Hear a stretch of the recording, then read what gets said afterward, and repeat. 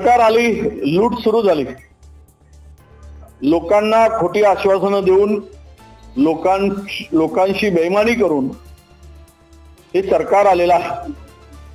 मुळात मोठ्या प्रमाणामध्ये लाडक्या बहिणींचे नाव कपात केले जात आहेत। 2100 रुपये देण्याची या सरकारची अवकात नाही। मुद्दाम मी हा शब्द वापरतोय। इतकी फायनान्शियली अडचण आता राज्याची आहे आणि शेतकऱ्यांच्या कर्जमाफीच्या संदर्भात सुद्धा मंत्र्यांचे वेगवेगळे स्टेटमेंट देत आहेत। आर्थिक स्थिती सुधारल्यानंतर ते आम्ही देऊ। आणि आज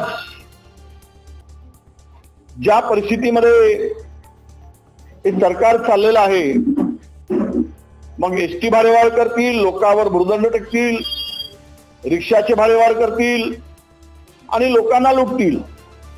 4 वर्ष लुटतील, 5व्या वर्षी वाढतील 1000 रुपये प्रमाणे, खोटं आश्वासन देतील, पुन्हा सत्तेवर येतील। लोकांची फसगत करून आलेले सरकार आहे हे आता सिद्ध झालेलं आहे। त्यामुळे या सरकारला कुठल्याही प्रकारची मला वाटतं की लाजबीज बाळगायची आवश्यकता नाही। बिनधास्तपणे लुटा, बिनधास्तपणे वाटा आणि बिनधास्तपणे सत्ता उभा भोगा, एवढंच एकच काम या सरकारचं आता शिल्लक राहिलं।